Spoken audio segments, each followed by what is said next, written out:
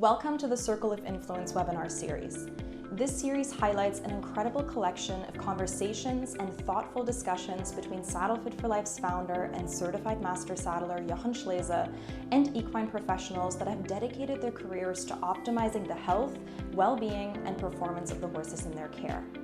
Throughout this series, you're going to meet a variety of experts, each playing a vital role in the horse's circle of care. At the heart of it all is the horse, with every professional contributing to their physical and emotional welfare, overall health, and performance. A recurring theme in this series is Saddlefit, because a healthy, well-cared-for horse experiences changes in their back, which means regular Saddlefit evaluation and adjustments are essential. Each professional's work influences these changes and highlights the importance of maintaining proper saddle fit for the horse's comfort and performance. Our invited experts come from all areas of the equine industry, from surgeons to nutritionists, body workers, and trainers. They share practical insights, tips, and strategies you can implement to support your horse's health and well-being at home. Join us and explore the full circle of care, because a truly healthy horse is the result of a team of dedicated professionals working together. Welcome everyone to the next episode of the Circle of Influence webinar series. In this episode, we're going to explore how recurring physical symptoms in horses are often connected to saddle fit, and why understanding the saddle is so crucial for resolving tension, soreness, and musculoskeletal issues. We're also going to be looking at how bodywork affects the entire system and how the two can work together to support an overall healthy athlete. I'm really thrilled to be joined here again today by Jochen Schleese, certified master saddler and founder of Saddlefit for Life. And we're also joined today by Jim Masterson, founder of the Masterson Method. Jim, I'm so excited to have you here today. I feel like one of the first things that always you come to mind immediately is that you were among the first to kind of make bodywork, the topic of bodywork, feel a lot more approachable. I think a lot of people believe that bodywork is something we leave to the professionals, but over the years, you've given horse owners so many tools to help their own horses feel more comfortable in their bodies. And I think that's a huge value that you've brought to the equine industry. So I'd love for you to kind of start our conversation by just sharing a little bit about your background and how you came up with the Masterson Method. Well, when I started doing this, I was grooming hunter jumpers, on the U.S. show circuit. And so I didn't know anything, and I just noticed these subtle changes in the horse's behavior when therapists were working on them, like the eye blinking or the lips twitching. And that's what intrigued me, was what the horse was saying. And so I just started experimenting with it. There were a couple of things that kind of key things. One was an old horse chiropractor from New Zealand who lived in the States, but he used to come out to the East Coast and the Midwest and adjust horses. He'd been doing it for 40 years. He learned from another old guy who'd been doing it for 40 years. He wasn't, formally trained, and he used very long lever forceful techniques, but he got amazing results. But he would pay attention to what the horse was saying. So for example, after he got a really big adjustment, he would step back to see what the horse had to say. And often, if he got a good adjustment, the horse would kind of blink a few times and stagger, and then it would start yawning repeatedly. So that's what I want to do. He was really good at what he did, but he used very long lever forceful techniques. So whenever he was around, I would hold the lead rope and drive him from barn to barn, because I would learn a lot. But I guess my point is that it's so easily learnable by horse owners, because you don't have to know anything. I didn't know anything when I started doing it. I just learned how to pay attention to different responses of the horse, and then I started, developing techniques that you could use. So it's very, very easily learned. But that was my goal, was to have all horse owners learn it, not to make it a big, complicated scientific thing that you have to jump through hoops and have a lot of letters behind your name. So I don't have any letters behind my name. All I have is my middle initial, but that has nothing to do with it. It's the only letter I have. So, but that's how it got started, and that's how it got started, and that's why it's so approachable, I think. Yeah. Yeah, and I think, like you said, very gentle and non-invasive, which makes it feel doable to horse owners. Mhm. I mean, I wouldn't go out there and start Yeah. adjusting my horse's back chiropractically, but Yeah. doing the gentle touches that you teach and paying more attention to our horse's Mhm. behavior is something that feels very doable to the horse owner. So that's amazing. Yeah. Well, even if you're doing the movement techniques like that are the gentle manipulations, if the horse starts to brace and resist, it's not working. So you got to soften because the horse has to be relaxed through the movement. So you can't, as long as if you're not forcing anything, you're not. There's no way you can hurt the horse. So, and then if you're asking for a movement, like you're going down the neck, the cervicals, and you're just gently wiggling your way down the neck, if the horse tenses at one point, you soften because he's feeling some discomfort there. And when you soften your hands, that's when he lets go of some of the discomfort, and then you can work through it. So it's got a lot of fail safes in there that that you can't hurt the horse doing it. So another thing that makes it approachable and learnable. And I'm even surprised nowadays some people that they don't want to, they're afraid to try the bladder meridian technique, which is very lightly running your fingers down and not even touching the horse, and they're worried they might do something wrong because they don't want to hurt their horse. But even something as simple as that sometimes people are a little worried about doing wrong. Yeah, I think there's a lot of fear associated with trying some of these techniques ourselves, but at Saddlefit for Life, we're always working on encouraging horse owners to take more action and trying to empower people through education. So, Yeah. And you have a system, that's what people need. They like, what's my first step? Like, what's the first step? And you have a system that makes it learnable. Saddle fit for life. yeah, exactly. So, what would some of the physical signs be that you would kind of see in horses that you would believe to be saddle related? Is that something that you frequently come across? Um, well, if you palpate the horse's back, put pressure, use pressure, and they drop to the floor, that probably is a pretty clear sign. Uh, I guess if they're really sore in the wither, well, it kind of can be anything. If they're really got a lot going on just behind the scapula in the withers, or they have a lot going on in the lumbar, it's possible that the saddle's bridging. Those signs, those if they have a lot of tension in those areas and discomfort, that could be a lot of other things. But you start to put things together. Oh, he's pretty reactive here behind the withers and behind the scapula. He's pretty reactive here in the lumbar. Oh, I see. There's a little hair worn there on the lumbar. Well, maybe the saddle's part of this. It could be a lot of other things, um, but the first thing I'll ask is, how does your saddle fit, to the owner? But I won't say, hey, your saddle's hurting your horse, because right away they're going to brace. The owner is, and they're not going to listen to anything I say because I'm accusing them of hurting their horse. But if I ask them, he's sore here, here, and here, how does your saddle fit? The person would normally be think you're accusing them of hurting their horse would be, oh, I just bought this new $33,000 butane, but I'm not sure it fits right. So it's how you ask the owner, not rather than telling them you think that's hurting their horse's back, you ask them how their saddle fits. It's a little off the topic, but it is interesting, how horse owners are. I think first of all, I have to second what Julia said. We're very honored you be on our Circle of Influence webinars. And just like the name says, Circle of Influence, there's many parts what influences the horses. And I follow my parents' advice: surround yourself with smarter people. I'm always happy to see you. I mean, we always have met at various places around the world. We've been doing stuff together for years, so it's not. I know. And it was great because just before I talked, you were in the ring and you were speaking. It doesn't matter if it was in New Zealand, Australia, or anywhere in the States, or even in Europe. So you have traveled the world all over, and you have done an amazing job to give the students, the owner, such a valuable tool. And this is my goal too. I want to have the owner, I call it a driver license. Why I call it the driver license? Because why do we have a driver license? It's for the safety of other people around us. And if I ride a horse, it's for the safety of not just your wallet, but also of your horse. And I cannot tell you how often I see people who see the horse as a machine and not as a living being. And that's sad. Mm-hmm. The good part is that the horse is really coming back, not in the Olympic level. If the brutality, what's going on in the sport continues, then the Olympic community probably will kick the equestrian out.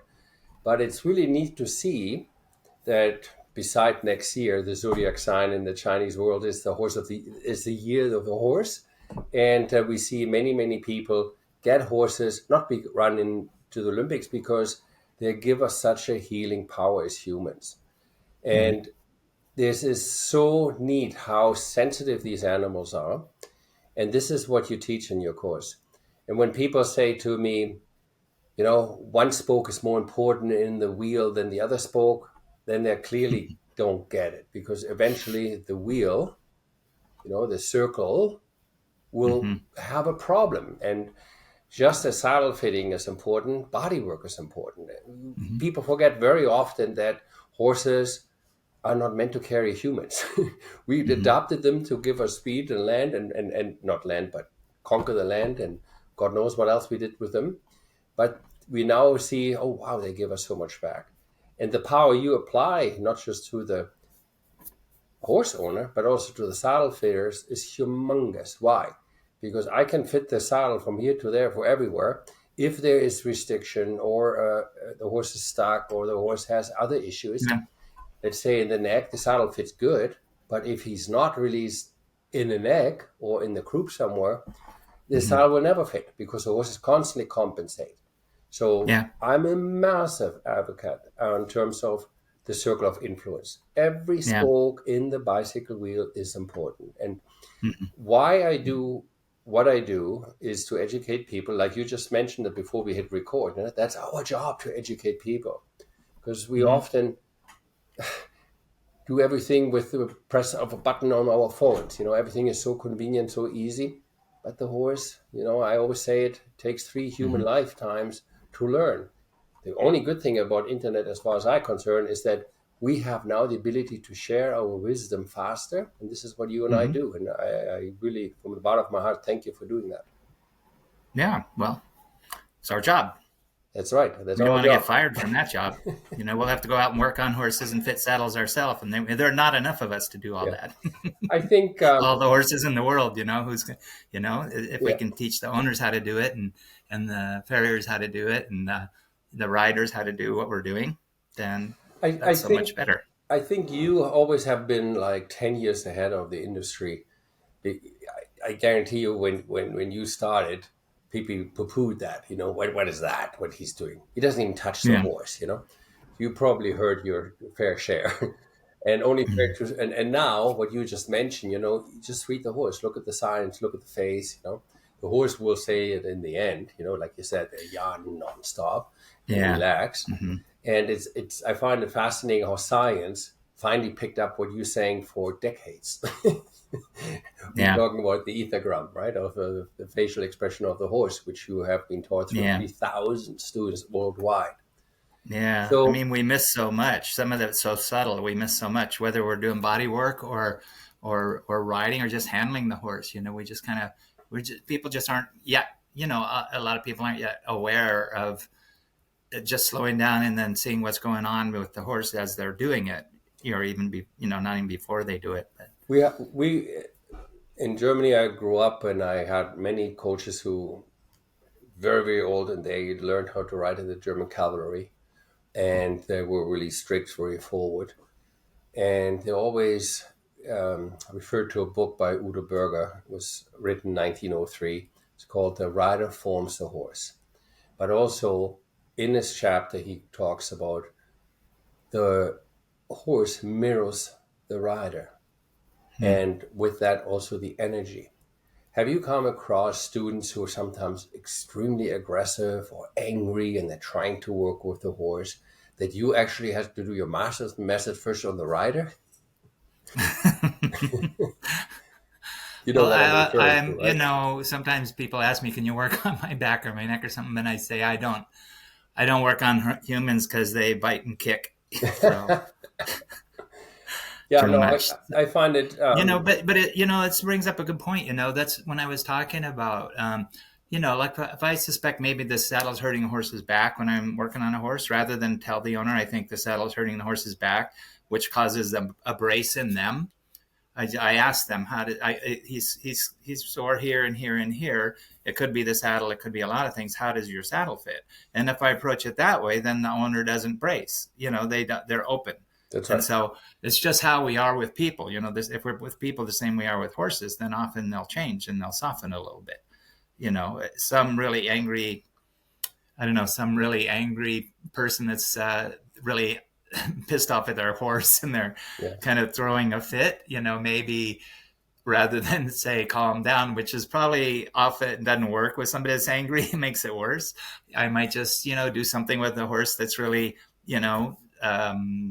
gentle, and that just gives the horse a chance to relax a little bit. Maybe just, here, I'll hold him for a second and take the lead rope and just kind of ask him to walk around in a circle without yanking him around, and then the horse relaxes a little bit, and then maybe that would calm the owner down or the human down.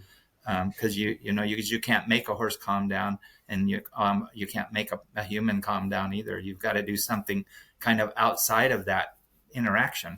Right. So the common pattern, what often people oversee is, as I mentioned earlier, the horse doesn't carry human by nature. So we sit on these horses. So these horses are literally athletes. Every athlete, even pleasure horses, is an athlete in my point of view, because they carry a natural weight. The human is not natural. Well, it's additional weight on the horse's back, what nature didn't have intended. So the horse has to compensate, and if he feels your right away, he feels your tension. Because the minute you get on his back, he has to compensate. That's right. And so every athlete in the human industry has bodywork, if you think about it. So for people who have not heard about you, how would you compare your bodywork to other bodywork from osteopath, chiropractic, massage therapy, rolfing, Reiki? Do you mind explaining this a little bit? Well, I think any modality, they're paying some attention to the horse, on some level. But with the Masterson Method, that's kind of the key thing, is really, as you're working on the horse, you're paying attention to what the horse is telling you with his body language. But the other half of that is the level of pressure that you use on the horse. So when you're using a lot of pressure on the horse, then the horse is going to be internally bracing, and that's what you're going to see. That's all he's going to tell you, he's bracing. But when you back off on the pressure, you see their eyes soften, and you see them respond with subtle responses, and then you can read more of what's going on. But also that light work, either using light work or doing really, movement in a relaxed state, is your from my, the way I look at it, you're using the horse's nervous system. You're working with the nervous system to get the horse to release the tension. The horse gets out of the sympathetic, where it's guarding and guarding tension, and it goes, and then the parasympathetic starts to take over, and then the horse starts releasing tension. And I don't know. I just think that's one of the main differences, I think, between this. There's so many modalities: sports massage, chiropractic, osteopathic. Craniosacral and acupressure probably are they're not forceful, but although no, some horses don't like acupuncture, and I'm one of those. But any modality that you bring feedback from the horse into it is going to be better, whether you're massaging or adjusting or anything. It's just that we really pay close. That's what guides where we're going and what we're doing and how much pressure we're using, is how the horse is responding to it in that moment. So I guess that would be a difference. The main difference, how you work with a horse. You're dialing your treatment in how much the horse allows you and how fast or slow his nervous system relaxes, right? Is that, if I understand that correct? Yeah. I still have, like you had, a lot of people who says, what is that? We still have it when people talk about what is this female saddle versus the male Western saddle. They look the same. It's, and if I always like to say, well, if a male rides in female underwear, they're very uncomfortable. And if a male falls on his male parts, we blank out. And if a male rides bareback, we got to remember what sticks up in the middle. We can feel it starting from the withers all the way to the SI, are the spinal versus processes. And you can feel the bone. But left and right, where your seat bones sink in, is the back muscle. So when you sit on your seat bones bareback, they sink in the back muscle, and what sticks up in the center, it's the backbone of the horse. So we as male rider, we actually like it because it puts our parts left or right. So we need that. As a matter of fact, I remember close to 40 years ago, 50 years ago, what am I saying? I had to learn how to build a tree, English or Western, doesn't matter, to bring that hard ridge into the center so the rider never gets falling onto his male parts. For thousands of years, saddles are made by men for men, and in the late 70s, the majority of female riding. I haven't met a single girl from very early stage to very late age stage, skinny, heavier, who says, oh, I like to ride on the peak, on the rooftop, right? So never mind about the other 9 anatomy differences between the male and female. Just alone that fact that a saddle can help the male a lot, which completely goes against the soft seat a lady needs to come soft and be one with the horse. So what drives me absolutely nuts that we have 17 different saddle fitting schools, and 5 of them still talk about fitting the saddle to the wither angle, yet we all know that the scapula moves upwards, backwards, and the tree has to fit to the shoulder angle, not the wither angle. So obviously, if expert run around in the field and teaches completely the opposite what biomechanic, nature, even science show, there's not a single book or veterinarian article what is written that the saddle has to fit the wither angle. Yet, unfortunately, in this industry, we have a non-regulated industry and everybody can do whatever they want. So we, Julia and I, made it our goal that we are finding ways to give back like you have over decades, teach customers something what they can see, because I always like, no matter in what country and what continent I met you, the horse all behaved the same. They're relaxed, they yawned, they leaned on your shoulder. You haven't met them just forever. You just met these horses and they completely trust you. And just like with a proper fitting saddle, for the rider, they either sit cramped or they relax immediately. And no sport should be played cramped up or in a guarding position. You're not surviving long in any sport. So if we come to become a nice horse rider package where you want to live together and you have a saddle that fits your anatomy and it fits the horse, it gotta fit the horse in the sense what makes the same language, the same talk, the same what all the other body workers, veterinarians, trainers talk about. We can't talk about all these different things. It's ridiculous. What I have learned from you is unbelievable. And now it's all over social media. I have the feeling sometimes that people bought all your books and looked at all your videos and spun their own story. And just alone that is why I said you're decades ahead of the industry. And I think it shows. One thing I did different, when I realized I was going to teach this, people wanted to learn it. I was working on hunter jumpers and I was with the U.S. endurance team, but, I was working on a lot of sport horses and performance horses. But some owners were interested in what the horse was doing while I was working on it, especially if I was working on private people's horses, And so I realized early on that I was going to teach it to people.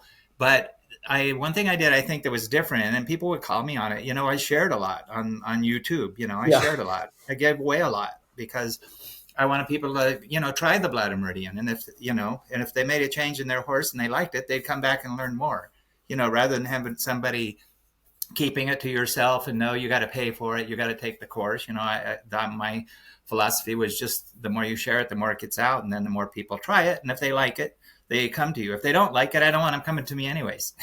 So Yeah. That was one thing that was different, and I remember being called on it a few times by people, you're giving away too much stuff on the internet. And I said, no, I don't think that's how it works. It works better to share it and see. And then people will come back and learn more if it resonates with them. So I think that was helped me. And this goes with the old masters, whatever we learned, it's our duty to teach. Of course, when they say to us, well, I want you to fly to New Zealand, Australia, or from one end to the other end in the States or in Europe, there's cost involved, and obviously that needs to be covered.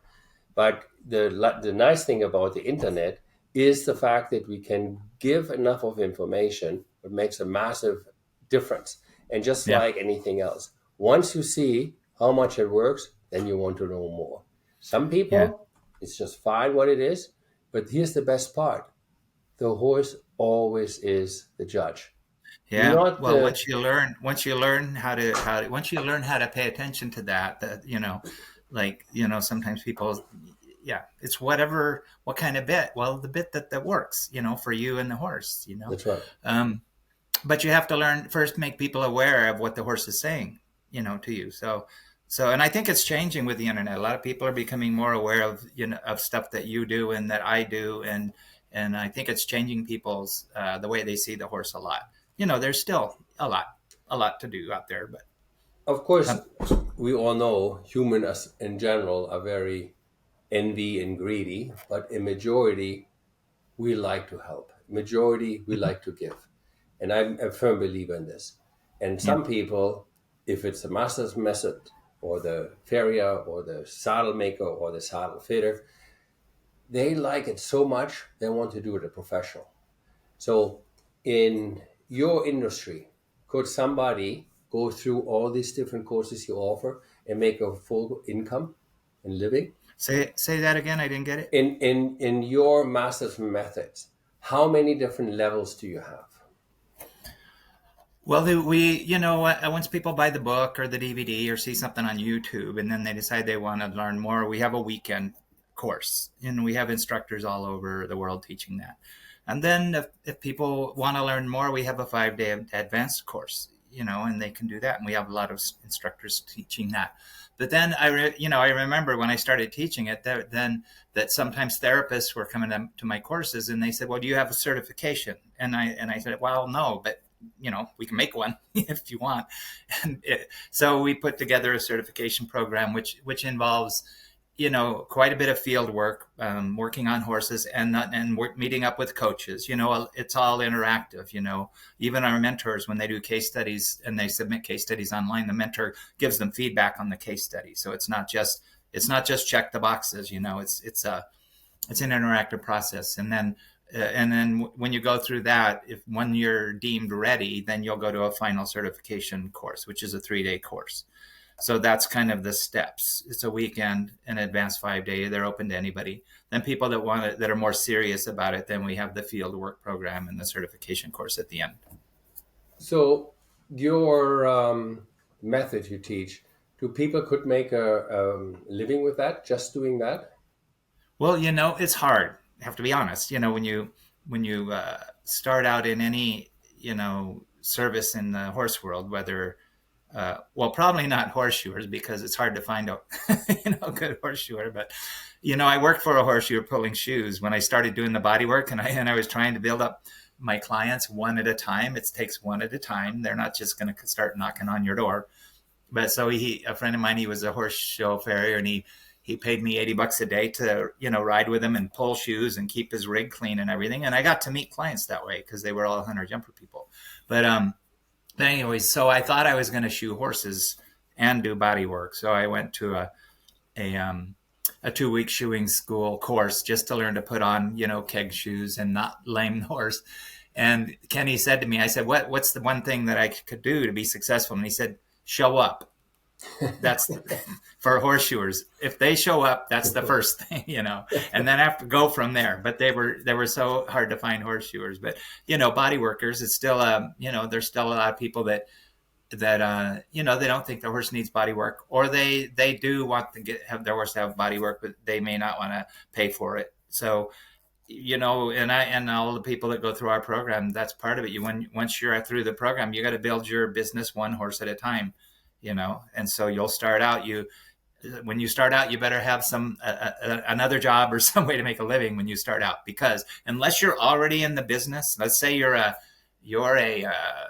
event trainer and you have tons of clients, and then you learn the body work and all of a sudden you have tons of clients. Unless you're in that situation, it's you got to build your business one horse at a time. You have to love what you're doing, because if you don't love what you're doing, you're not going to get through that part. Yeah. Mm-hmm. From what I understand, it's like you're kind of like us, where we're trying to give as much as possible to the everyday rider.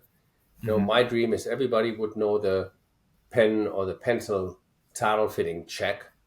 Yeah. And everybody would know the basic, without belittling your course, the basic step of body work. Start learning the basics. That's right. You'll be so far ahead. And then, of course, each individual may want to learn a little bit more, but just learning the basics gives everybody the power to stop paying the big price. You don't have to be an expert. Apart, or when it's so bad for the horse or the rider in the saddle fitting, or so bad for the horse. I think if you would know the basic and body work, you can detect before it becomes a big problem. Or am I said that wrong here? So you learn the basics. You don't have to learn everything all at once and be an expert, whether, with what we're doing or like your program. Just take the first step and learn the basics, and that's right.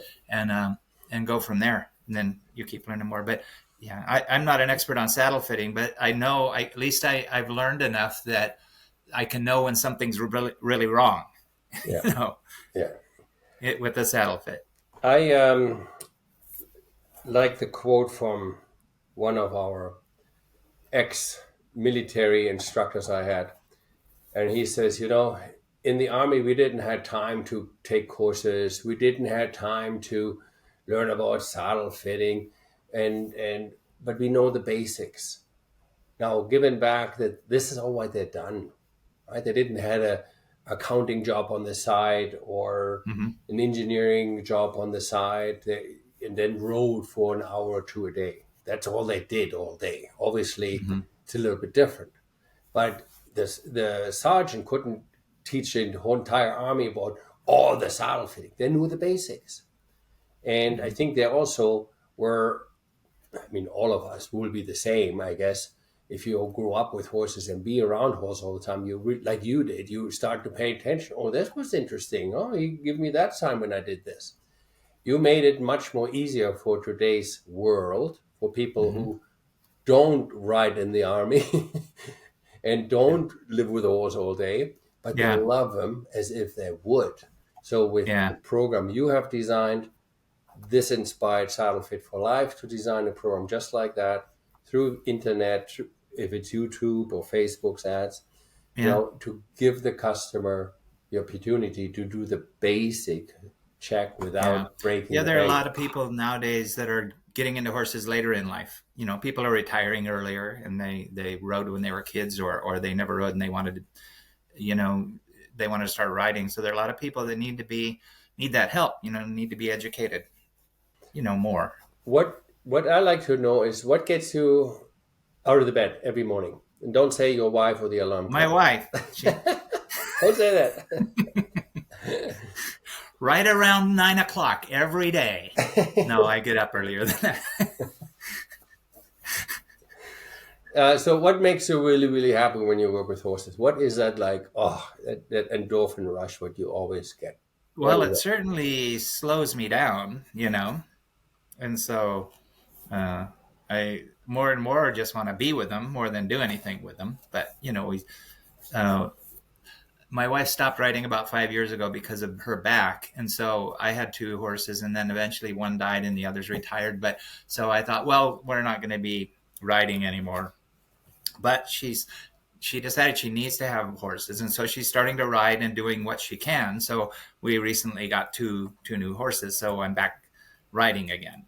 So Wow. so I'm actually spending more time with my horses now, so than that period when she stopped riding.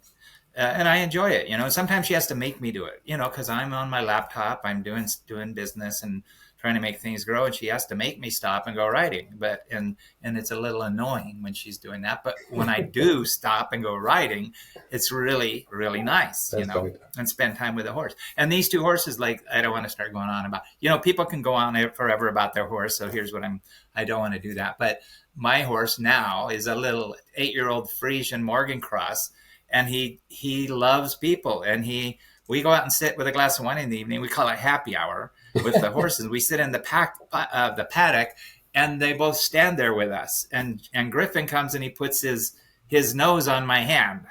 So Wow. Beautiful. that's what makes it worth it. Yeah. But I do want to say the first time we met, Jochen, was at the Sacramento Horse Expo Is that in right? California. Yeah, and then we met, and then you said, why don't we meet after the expo and at a bar, and I can show you what I do, and you can show me what you do. And we met, and one thing that impressed me is you were showing me you were adjusting a saddle, and how you adjust a saddle and you put it on the horse. And then the rider got on the horse and rode around the indoor arena, and the horse was swishing his tail, and he didn't like it. And I was impressed that you said, the horse doesn't like it. Let's change it. Rather than, no, it's supposed to fit him. That horse fits that saddle perfectly. So you were paying attention, and you didn't let your ego say, oh, she's not riding the horse right, or that horse is being a jerk. You said, no, let's change the saddle. So, well, that's a major flaw in many saddle fitting schools. They're just teaching the static fit. And I don't know about you, but I like my saddle fitting when the horse is moving and I'm sitting on top. And too often we judge the saddle fitting by just looking how the saddle sits on the back. That's just the basics. The important part is what we call the dynamic fit. And thank you for reminding me about that story, because that's exactly what this is all about. We need to pay attention to the horse. Yeah. And that's what I said earlier today. What you do, who cares what people say? Or not anymore, of course, but in the beginning of the day, they say, what does this do? The horse will tell you. And they just relax, with wine or not wine, happy hour or not. The horse are just like in your lap every time when you worked on them. And see, this is why when I grew up, I had horses nonstop around me. And then I built this business, drove around all over the world like you did. And now I have the pleasure to build my own barn, and we're just about done. And my 5 grandchildren, soon to be 6, they have no choice. The little babies, they barely can walk. They're already sitting on, and they'll scream when I want to pull them off. So what these horses give us back is so huge. And hopefully with what you do and what we do, we give the everyday rider, I call them, and of course the professional, and an extra tool in their toolbox to bring the relationship even closer to the horse, to have the moment like you do with when you sit in the paddock with them, with your wife and the horses. And for me, one of the biggest thrill is, and I know it's the same for you, when you hear from a customer, they are so thrilled what your students did with their saddle, in your case, with their treatment, and how happy they are they have that student in the area. So your legacy you built moves on, and it's not just out of Jim's fingertips. It's actually a method, and that's why you call it Masterson Method, I assume. And it works because you're working with the horse's energy, nervous system, and common sense, I like to say. Yeah, well, I didn't know anything when I started, so I was uneducated, and I'm naturally lazy, so I was able to wait. I have a lot of patience with the horse. So I just tell people there's a lot of hope. If you're lazy and uneducated, there's still hope for you. I became successful being lazy and uneducated. I like you to listen to what Julia did. Julia grew up in Germany, and she was in the typical horse barn where the horse is 23 hours in the box and then comes out for an hour ride. And she did the same thing here when she went to North America. Then she had a a barn and a horse, the usual, the way we have it. And now most horse owners, yes, we like the riding, but being around the horse is one thing. Do you want to tell us a little bit about where you have Oakley now and how you saw the difference in his eye and his personality? What kind of a barn you have? It's a little bit off topic, but it goes with Jim's comment about working with the horse's nervous system. Through the equine industry, and I've only been in it for a certain number of years, but it's an evolution, right? Like all the horses that we come across teach us something. And like you said, Jochen, like my first introduction was typical barn environment, lesson facility, horses in stalls, isolation, meal feeding, limited turnout, so all of those kinds of things. And I always kind of knew that I wanted something different for a future horse of mine, and that horses are naturally herd animals and are physiologically designed to be moving at a slow pace and foraging for most of the day. So it took me many, many years, but now I have my horse at a facility here locally that has a 2.5 kilometer track system. So it's, unfortunately, I think in Europe it's a little bit more wider weller known, but in North America it's still pretty new. Right? It's not like forever. This is coming recently known in Europe.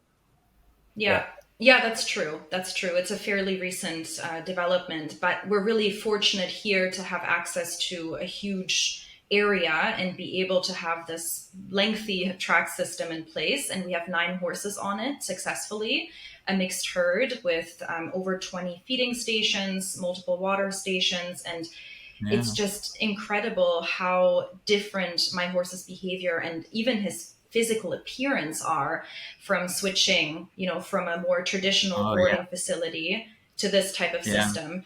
I mean, it was a gradual change over time. So I originally had him in a barn with, 8 hours of turnout a day. Then he lived outside full time over the summer. And then I moved him here to this facility where he now lives 24/7 on this track. And I'm going to be honest, in the beginning, it was a huge shock to his system. Like everything kind of fell apart before we got the result that we did now, but his feet started falling apart. He really struggled physically. We suddenly had, lameness that we never had before, physical challenges. It's a huge change in physical demand going from, such limited movement to suddenly having to travel for your forage. But now we're a year and a half into the experience, and I could never change it for the world because it's just a completely different horse, and his eye has just softened, and it's incredible what housing can do for the horse's overall well-being. I think one of the topics that we kind of keep talking about is behavior, and it's such a fundamental thing to everything that we do at Saddlefit for Life and that we encourage our graduates to do. And something that you said, Jim, about the horses make you slow down is, I think, something that really fascinated me with your work. And I have both of your books on my bookshelf. So, when I started implementing some of the Masterson Method techniques with my own horse, I was shocked by how slow I had to go and how patient I had to be. And I already considered myself a fairly, emotionally regulated person, but I had to slow down so much more than I thought. So I'd be really curious to know from you how much emotional self-regulation is required of the owner or the rider using your technique. Like, is that a barrier that you're finding, that people are just rushing? Well, it's not so much as a barrier as I thought, because there are some people that are always just on, rushing, especially around horses. It's slam bang, get everything on, get the saddle on, but I found more. I mean, there are some people that come and take the course and they do the weekend and they get a lot out of it, but then they go back to their normal way of doing things. But when the interesting thing is, when you do the bladder meridian technique and you're searching very lightly and going down the bladder meridian or anywhere on the horse's body, watching for a response, that starts to calm you down. That it's almost like meditating at some point. Like at first, the person is thinking, oh, am I doing it right? Is the horse, I can't know, am I looking at the right thing? But once they learn how to see the responses and they do it, pretty soon it's like they're meditating. They're just like, they're just watching the horse's eye as they do it, and they're looking for the blink, and it's almost like the blink is the mantra, and it's that doing, the horse will slow the person down if once they're looking for those responses from the horse. And people that are like super high strung, a lot of them start slowing down, as opposed to just, it used to be the few that couldn't slow down, but there's more now that are really a little bit hyper, and it really calms them down. And that bladder meridian technique is being used a lot in human psychotherapy in equine assisted services. A lot of therapists use just the bladder meridian with their clients. So they have the client do the bladder meridian, and the client is treating the horse, but they're getting the benefit. So, yeah. Treat him how to fish. Yeah. Don't give him a fish. Treat him how to fish. Yeah. Here's a fish. Look for the blink. But a couple of things you said are interesting, because you're I think a lot of people want to do what's best for their horse. And when you were explaining how the track system and the change you made with your horse, and they want to do the best for their horse, but they don't know what's best yet. Yeah. They don't know what's best yet. They really want to care for their horse, so they think keeping it in the stall is the best thing for them, where they're safe and where they want to be nice and warm. And they don't know that that's not necessarily the best thing. So they want to do the best thing. They just need to know what the best thing is. Yes, and I think there's a lot of shame associated with growing as a horse owner too, because right. Even with saddle fitting, when I first met Jochen, I had a very ill-fitting saddle on my horse, and I felt incredibly guilty for having smacked my horse when she refused to jump, or reprimanded her for rearing and all of those things. Like it's so, when you look back, you can feel really guilty about all of these things that you used to do before you knew better. But once we know better, we can do better. And what's best for one horse may not necessarily be best for another. But I just find it fascinating that there is so much to learn in the horse world. And it all starts with behavior. Yeah, every horse I work on, I learn some little nuance, of the bodywork. So, yeah, I think thousands and thousands of horses will be helped. I mean, if I think about how many thousand students you have around the world, and we do, if our students know the minimum body check and know, okay, I can fit your saddle, but you got to get a Masterson expert here to treat your horse, because your saddle work only so much, and vice versa. When there is a saddle fitting, I understand what you say. You have to be careful how you address this. Your client doesn't want to be like they go together up. Because. Yeah. But this is why we work so hard to stay away from the word saddle fitter, because saddle fitter has a very, very bad reputation in this industry, because people fit, like you said earlier, just to the static horse. They don't watch how the horse actually reacts with the fitted saddle, right? They don't understand the symptoms. So it started when this is not too long ago, it was over 25 years ago, when the German National Riding School says, we need to have professionals work together. And that's, again, thank you so much to be today on our little chat group here, to underline the importance how we can help more horses and get better results if people work together. So with that in mind, equine ergonomist is something comes from the Greek word. Ergonomist means measuring something three-dimensional, but it is still an art, because you have to know the sign of the horse, which you preach since decades. So thank you very much, Jim. It was a pleasure today. It's good to see you again. We I don't know when we're next going to cross paths at What Horse Expo, but it was good talking to you again, and nice to meet you, Julie. And it was fun to join this the circle of what circle was it of? Influence. Circle of influence. Yeah. Circle of influence. That's right. Okay. Yes. Thank you both so much for your time. That was a very insightful conversation, and look forward to speaking with you both again soon. Thanks. All right. Thanks a lot. Thank you so much for watching. If you haven't yet, make sure to subscribe to our YouTube channel and follow us on social media. You can find us under Saddlefit for Life. If this conversation really resonated with you and you'd like to become an advocate for horses, helping us facilitate change in the equine industry through evidence-based practices, we'd love to connect with you. You can book a no-obligation discovery call with us using the link under this video. On the call, we're going to talk about your background with horses, your goals, and how our program can help you achieve those.